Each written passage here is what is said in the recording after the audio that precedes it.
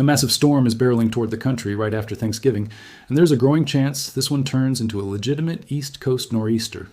We're talking heavy snow, damaging winds, and a real threat of travel chaos for millions of people just as they're trying to get home from the holiday. So in this video, I'm going to walk you through exactly what's cooking, the models are saying, and who needs to be paying the closest attention. All right, let's start with where we're at right now. The last several days have featured a pretty entrenched cold pattern across a big chunk of the country, and a lot of you have been stuck in that deep freeze. But there's relief on the way, at least temporarily, because milder air is starting to push in from the south and west, and that's going to nudge temperatures back closer to normal heading into the holiday. Don't get too comfortable, though, because this warm-up is basically the calm before the storm. Once we flip the calendar into next week, the whole pattern is getting ready to flip with it. Here's the part that has my attention. There's a chunk of energy diving out of the jet stream that's expected to dig south and slam into the pattern right as everybody's hitting the road for Thanksgiving. This ties back to that broader setup I've mentioned before, where we're watching a strong ridge build out west. When that ridge builds, it forces a trough to dig down into the eastern half of the country, and that's exactly the kind of setup that drags cold air back in right when we don't want it, during the busiest travel stretch of the year.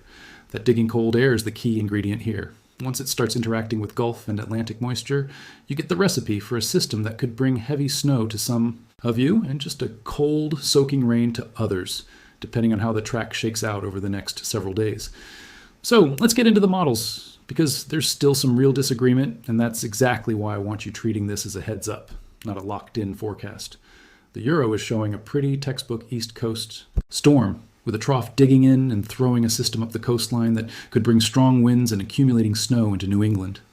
The Canadian model is largely lined up with that too, favoring a similar track with impacts focused mainly on the interior, northeast, and higher terrain. Then there's the GFS, and it's been all over the place run to run. Some solutions show almost nothing happening, and then the next run shows a fairly strong system but shifted farther west and south compared to what the Euro and Canadian are drawing up. If the GFS ends up winning out, we could be looking at more of a severe weather threat farther south, and a snow distribution that favors the Ohio Valley and interior northeast instead of the coastline. So what does this actually mean for your plans? It means the forecast is still very much in motion, and small shifts in the track over the next few days are going to be the difference between several inches of snow and just a chilly rain. I say this every time, but don't lock yourself into one model run this far out, because these solutions can and will change as we get closer to the holiday. Before I get into the day-by-day breakdown, let's give a quick shout-out to today's sponsor. This episode is brought to you by Established Titles. If you've watched this channel before, you know I bring these guys up a lot, and it's because this is genuinely one of the coolest gift ideas heading into the holiday season. Established Titles lets you purchase a small plot of land over in Scotland, and once you do, you get to officially add Lord or Lady to your name. I'm serious, it's on my documents now. Every single plot comes with its own unique number, so you can pull it up and see exactly where your little slice of Scotland sits. What I really love is that they team up with environmental charities like One Tree Planted, so every order results in an actual tree getting planted somewhere. It's a gift that gives back to the planet, not just to whoever's opening the box. They've also got a couple packs available if you want to grab one for yourself and someone else, which makes for a genuinely fun and different holiday gift. So if you're interested, the link is down in the description, and my code will get you a discount on your order. All right, let's jump back into the forecast. Let's start with Thanksgiving Day itself. Right now, I'd call this a lower confidence, lower impact day for the majority of the country.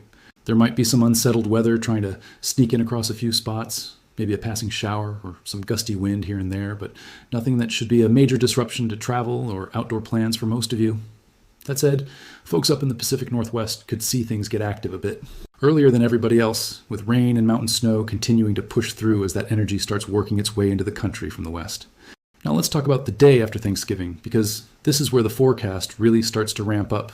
Black Friday travel is always a mess regardless of the weather, but this year we could have an active weather day layered right on top of the usual chaos.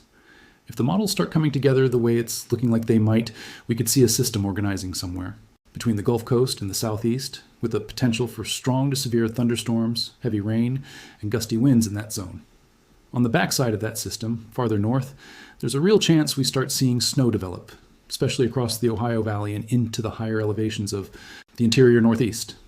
Out of everything I'm looking at right now, this is the day I think has the best shot at being the most impactful nationally, mainly because of how many people are already out and traveling for shopping and family visits. If you'd rather skip the chaos of shopping in person on Black Friday, I've got you covered. My website is going to be running a big Black Friday through Cyber Monday sale, so you can snag some cool gear from the comfort of your couch instead of fighting crowds in the parking lot. Moving into small business. Saturday, this is looking like it could be the peak of the storm for a lot of the Northeast, assuming the Euro and Canadian solutions end up verifying. Very unsettled weather looks likely across a good chunk of New England, with the heaviest snow potential sitting farther inland, closer to the higher elevation zones in New York, Vermont, and New Hampshire. Coastal areas could see more of a mix or rain depending on how far north the warm air manages to sneak in, but this is exactly the kind of setup that can shift east or west as we get closer. So I wouldn't lock in specific totals just yet. If you want this thing to snow, go ahead and slap that like button and subscribe. And if you hate snow and want nothing to do with it, also hit that like button, because honestly, the action matters more than the intent, and I can only do so much based on the subscriber count. Sunday and Monday are looking like the calmer days out of this whole stretch, which is good news if you're heading back home after visiting family or trying to get some Cyber Monday shopping in. But don't get too comfortable, because there's already a new area of unsettled weather trying to organize out west.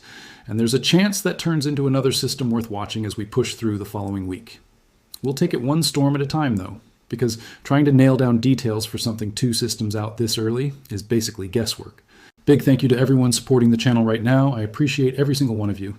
We're heading into the thick of winter weather season, so expect a lot more videos like this one as these systems keep lining up. If you live somewhere that gets snow, or you're just someone who loves watching this stuff unfold, now's a great time to make sure you're subscribed so you don't miss anything as this pattern evolves. All right, I'm going to wrap it up here. I'll keep you updated as the models sharpen up over the next few days. See you in the next one. Goodbye.